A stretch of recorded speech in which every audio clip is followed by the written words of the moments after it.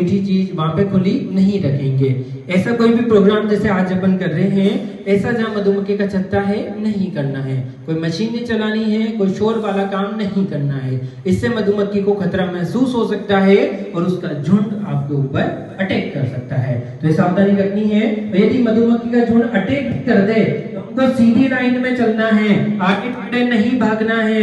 ऐसा नहीं करना है कि देखो यहाँ पे मधुमक्खी का अटैक हो गया है, सब भागो इधर उधर दौड़ो, इससे और खतरा हो सकता है। जितना ज्यादा शोर मचाओगे, जितना आड़ा टेढ़ा भागोगे, और खतरा महसूस होगा।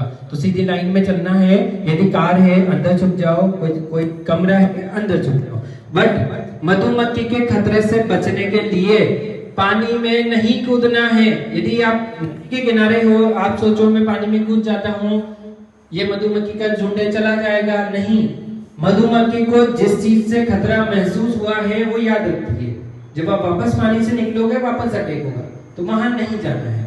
ये चीज क्लियर। अब आपको काट ही लिया, मान लो यहाँ पे डंक से काट लिया, तो आप क्या करेंगे? हमारी आदत क्या होती है, हम ऐसे करके डंक निकालते हैं। आपको देखना है, ढूंढना है कि डंक कहाँ है ना। मधुमक्खी ऐसा होता है कि डंक एक बार देती है ना तो वो निकल नहीं पाता डंक, तो उसका पेट का हिस्सा भी चला जाता है और मधुमक्खी खुद ही खत्म हो जाती है। मतलब जब मधुमक्खी को ऐसा लगता है ना कि अब मुझे बचना या मेरा खत्म होना दोनों की नौबत आ गई है, तब वो काटती है। क्योंकि कई बार मधुमक्खी काटने के बाद खुद ही नहीं बचती है। तो जैसे आपने यहाँ काटा तो आप ऐसे स्क्वीज करके या ऐसे प्रेस करके डंक को नहीं निकालेंगे, क्योंकि डंक के अंदर एक थैली होती है, जहर की थैली होती है। यदि आप ऐसे करके निकालेंगे, ऐसे करेंगे तो जहर और अंदर चल जाएगा। और 30 सेकंड के अंदर यदि आपने डंक बाहर निकाल दिया तो जहर इतना नहीं जाता है, क्योंकि 1 मिनट तक जहर लगातार अंदर जाता रहता है। तो कैसे हमको निकालना है? आपके पास एटीएम कार्ड हो, कोई कार्डबोर्ड हो, नाखून हो, ऐसे डंक के साथ ऐसे इस तरीके से ऐसे आप रगड़ के उसके डंक को निकालेंगे। उसके बाद आप साबुन से इसको वॉश करेंगे पानी से, बट बहुत तेज रगड़ेंगे नहीं तो ये जो जहर है ये और ज्यादा फैल सकता है। इसके बाद आप जो आइस पैक होता है वो यहाँ पे लगाएंगे इस तरीके से। बर्फ का पानी लगा सकते हो 15 मिनट तक, तो यहाँ की जो सूजन है, दर्द है, वो कम हो जाएगा। इसके बाद आपको टिटनस का इंजेक्शन लगाना है। बट आप बताओगे, आप सोचोगे तो बहुत इजी चीज है, ये तो काटती रहती है। हमको क्यों बताया जा रहा है?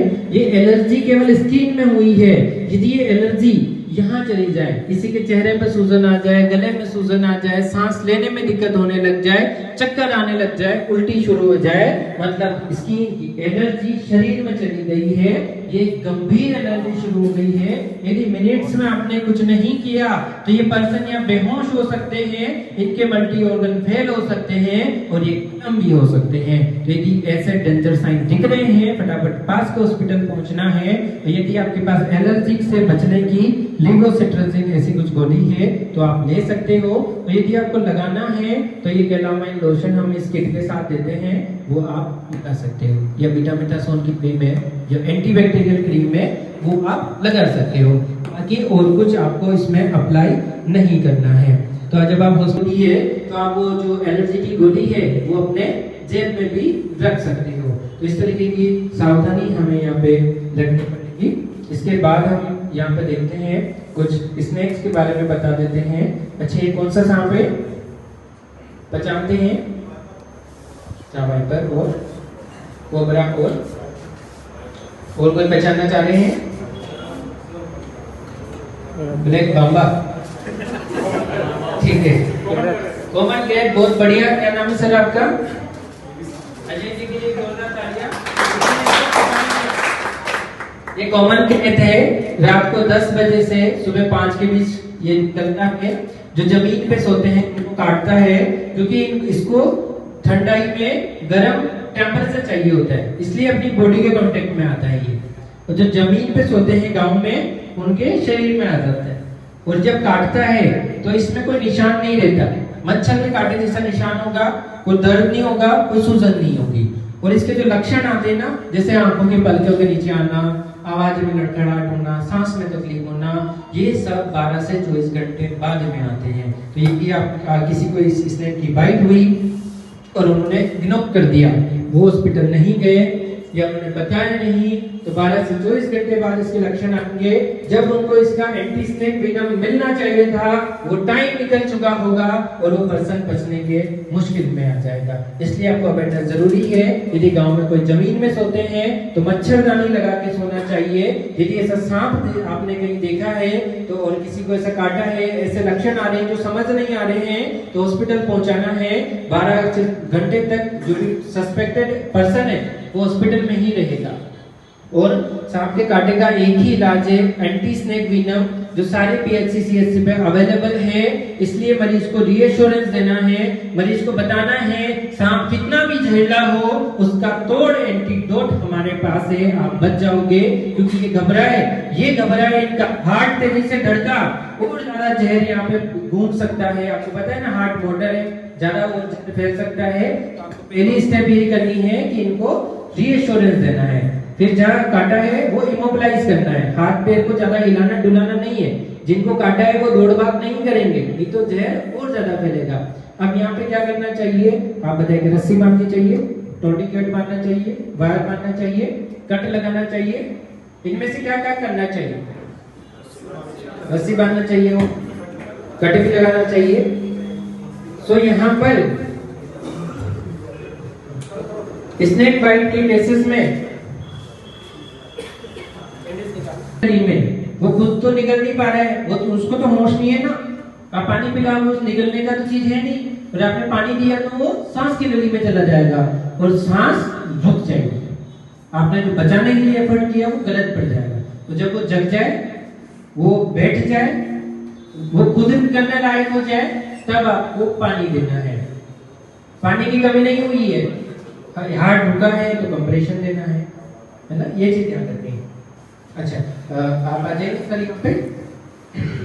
इनके बाद है जैसे सामने काटा है, रस्सी नहीं बांधनी है, वाटर नहीं बांधना है, कट नहीं लगाना है। यदि आप यहाँ रस्सी बांधोगे तो यहाँ का खून रुक जाएगा, सांप जहरीला नहीं हुआ। आपने रस्सी बांध के खून रोक दिया, ये हाथ काला पड़ जाएगा, हाथ काटना पड़ जाएगा। आपकी छोटी सी गलती इनका हाथ कटवा के रहेगी, तो ऐसा नहीं करना है। तो रस्सी नहीं बांधनी है और आपको यहाँ पे वायर नहीं बांधना है। क्या करना है वो यहाँ बताने जा रहे हैं। एक और चीज, यहाँ पे कट नहीं लगाना है, क्योंकि ये जो स्नेक होता है ना, ये वाइपर स्नेक है, ये खून को जहर बना देता है, खून नहीं जमता है। यदि वाइपर ने काटा है और आपने कट लगाया है तो खून बहता रहेगा, खून के बहने से वो खत्म हो जाएंगे। तो ऐसी कुछ कट नहीं लगाना है। गोबर, चूना, मिट्टी कुछ नहीं लगेगा। लगाना है एंटीसेप्टिक सॉल्यूशन, आप सोप से वॉश कर सकते हैं, बट ऐसी चीजें लगा के आप इस घाव को और ज्यादा संक्रमित कर रहे हैं। यदि इन्फेक्शन होगा, सेलुलाइटिस होगा, हाथ सड़ेगा, हाथ कटेगा। किसकी वजह से? हमारी वजह से, हमारी गलती की वजह से। तो ये गलती हमको नहीं करनी है, सिर्फ हमको नहीं करनी है, हमारे घर में, परिवार में, गांव में, हर जगह ये मैसेज पहुंचाना है। हम हर घर में, हर गांव में नहीं पहुंच सकते, बट आप जहां से भी बिलोंग करते हैं वहां इस इंफॉर्मेशन को जरूर से पहुंचा सकते हैं।